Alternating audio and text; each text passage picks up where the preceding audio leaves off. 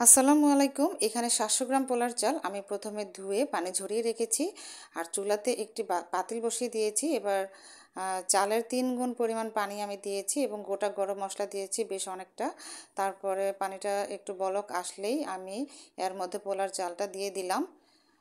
পোলার চালটা দিয়ে আমি এবার তেজপাতা দিয়ে দিলাম ৩-৪টির মতো। একটু নেড়ে চেড়ে নিচ্ছি। আমি এটাকে 70 থেকে 80% মতো সিদ্ধ করে নেব, পুরোপুরি সিদ্ধ করব না। যখন এটা 80% মতো সিদ্ধ হয়ে গেল আমি এটাকে ছেঁকে নিলাম একটা ঝাঁঝরিতে। তারপরে আমি এখানে অন্য একটি পাতিলে মুরগির মাংস নিয়েছি, এখানে ১ কেজির একটু বেশি আছে। তারপরে এখানে নুন এবং ফুড কালার দিয়ে মাখানো আলু দিয়ে দিলাম। তারপর দিয়ে দিলাম আদা রসুনের পেস্ট, জিরার গুঁড়ি, মরিচের গুঁড়ি, ধনিয়ার গুঁড়ি, কালো গোলমরিচের গুঁড়ি, গরম মশলা গুঁড়ি,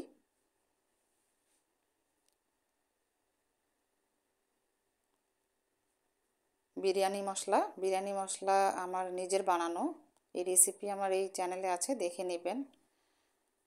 দিয়ে দিলাম স্বাদ অনুযায়ী লবণ এবং tomato sauce, soya sauce, testing salt, চিনি, একটুখানি কেওড়া জল। এবার দিয়ে দিচ্ছি সয়াবিন তেল, আমি ঘিও দিয়ে নিয়েছি এখানে। আমি আরও একটু সয়াবিন তেল দিয়ে নিচ্ছি। টক দই দিয়ে দিচ্ছি, কাঁচামরিচ দিয়ে দিলাম। এবার দুধ দিলাম আমি এখানে, পেঁয়াজ বেরেস্তা দিয়ে নিলাম। এবার আমি খুব ভালো করে এটাকে মেখে নিয়েছি।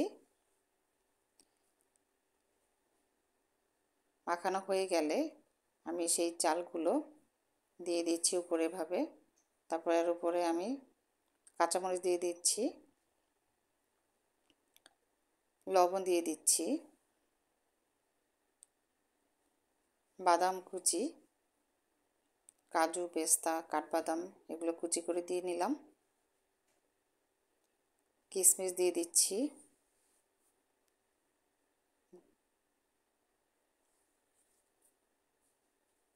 পেঁয়াজ বেরেস্তাও দিয়েছি আমি। তারপরে দুধ এবং ফুড কালার মেশানো আমি একটু দিয়ে দিচ্ছি, সেটা কেওড়া জল দিয়ে দিচ্ছি উপর থেকে। আমি আবারও একটু পেঁয়াজ বেরেস্তা দিয়ে নিলাম। এবার আমি ঢেকে হাই হিটে 10 মিনিটের মতো রান্না করব এটাকে। তারপর 10 মিনিট পরে আমি চুলায় একটি তাওয়া বসিয়ে তার উপরে হাঁড়িটা বসিয়েছি এবং চুলাটা আরেকটু মৃদু করে দিয়েছি। 1 ঘন্টা পর ফিরে আসলাম, এসে আমি একটু দেখতে চাচ্ছি যে আমার আসলে মাংস বা আলুগুলো সিদ্ধ হলো কি না। তো আমি দেখলাম যে আলুটা আমার আরেকটু সিদ্ধ হবে সামান্য। তো এর জন্য আমি আবারও 10 মিনিটের জন্য এটাকে ঢেকে রান্না করলাম। ফাইনালি আমার বিরিয়ানি হয়ে গেল। এটা চিকেন দম বিরিয়ানি, খেতে অসম্ভব মজার। আশা করছি আপনাদের কাছেও ভালো লাগবে।